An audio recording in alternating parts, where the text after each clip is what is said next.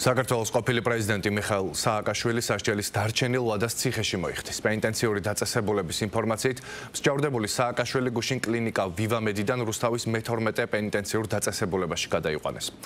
სამოქალაქო სექტორის საავადმყოფოდან პენიტენციურ დაწესებულებაში პაციენტის დაბრუნება მისი ჯანმრთელობის მდგომარეობის გათვალისწინებით მკურნალი ექიმის გადაწყვეტილების საფუძველზე მოხდა.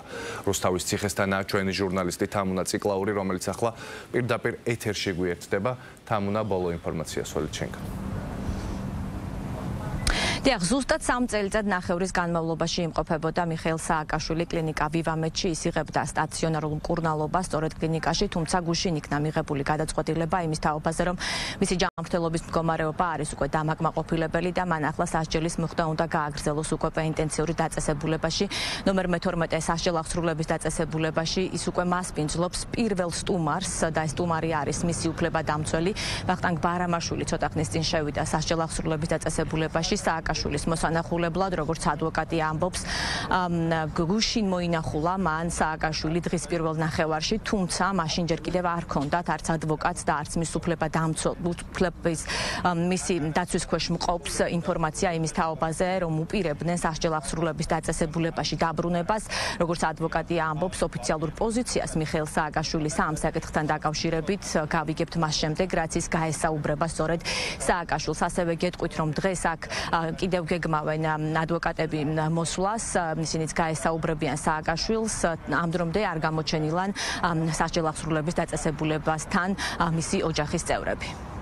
პირველი შეხვედრა იქნება გადმოყვანის შემდეგ. სრულიად მოულოდნელი იყო გადმოყვანა, არ ვიყავით არავინ ინფორმირებული, ყოველ შემთხვევაში მე არ ვიყავი ინფორმირებული და გუშინ ვიყავი მასთან ვიზიტზე, დღის განმავლობაში მოვინახულე, ისიც არ იყო ინფორმირებული. მაშინ, როდესაც მსჯავრდებულის ჯანმრთელობის მდგომარეობა არის დამაკმაყოფილებელი და ამის შესახებ საუბრობენ ექიმები, ბუნებრივია და სამართლებრივად გამართული არის, როდესაც მსჯავრდებულის დაბრუნება ხდება პენიტენციურ დაწესებულებაში. ეს არის პოზიცია, რომელიც მოვისმინეთ ჩვენ მმართველი გუნდისგან, ვინაიდან ქართულ ოცნებაში ამბობენ, რომ მაშინ, როდესაც სააკაშვილი თავს კარგად გრძნობს, მას აღარ ესაჭიროება მკურნალობა, თავის მხრივ აქვს ბრალი და მსჯავრი კონკრეტულ საქმეებთან დაკავშირებით, მან ეს ამ მსჯავრის მოხდა უნდა გააგრძელოს სწორედ სასჯელ აღსრულების დაწესებულებაში. რაც შეეხება უკვე ოპოზიციის პოზიციებს და ამ შემთხვევაში განსაკუთრებით კრიტიკული არის ნაციონალური მოძრაობა, თინა ბოკუჩავამ გააკეთა ამ საკითხთან დაკავშირებით ცოტა ხნის წინ განცხადება და ბოკუჩავა ამბობს, რომ მიხეილ სააკაშვილის დაბრუნება პენიტენციურ დაწესებულებაში არის ერთგვარი შურისძიება ქართული ოცნების მხრიდან, ვინაიდან, როგორც ბოკუჩავა ირწმუნება, ახლა სწორედ მიხეილ სააკაშვილი არის ის პოლიტიკური ლიდერი, რომელსაც მთავარ მეტოქედ აღიქვამენ ქართულ ოცნებაში.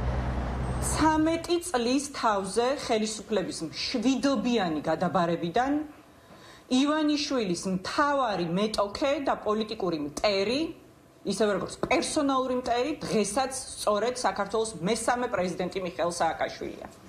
ეს განპირობებულია იმით, რომ პრეზიდენტი მიხეილ სააკაშვილი ვლადიმერ პუტინის პირადი ნომერ პირველი მტერი არა მხოლოდ საქართველოში, არამედ მთელს რეგიონში, ახლა უკვე პრეზიდენტ ზელენსკისთან ერთად, რომლებმაც გაბედეს და თავიანთი ქვეყნის სახელმწიფოებრიობა არ ჩააბარეს მტერს, იბრძოლეს ქვეყნის სახელმწიფოებრიობის გადასარჩენად. გადავიდა იქ, სადაც უნდა იხდიდეს სასჯელს მსჯავრდებული. ეს არის ჩვეულებრივი პროცესი. აქამდეც უკვე ხედავდით საჯაროდ, რომ ძალიან კარგ ხასიათზეც იყო, ძალიან კარგ ჯანზეც იყო, სოფლიო პოლიტიკას ალაგებდა არა მარტო საქართველოსაც, ასე რომ ეს გადაწყვეტილება გასაკვირი არავისთვის არ იყო. ვიმეორებ მისივე პარტიის წევრებისთვისაც კი, ასე რომ ის გააგრძელებს იმ განაჩენით მიკუთვნებული მსჯავრის მოხდას, რაც აქვს სასამართლოს მიერ. იგი დროებით, ექიმების გადაწყვეტილებით, დროებით იყო მოთავსებული სამკურნალო დაწესებულებაში,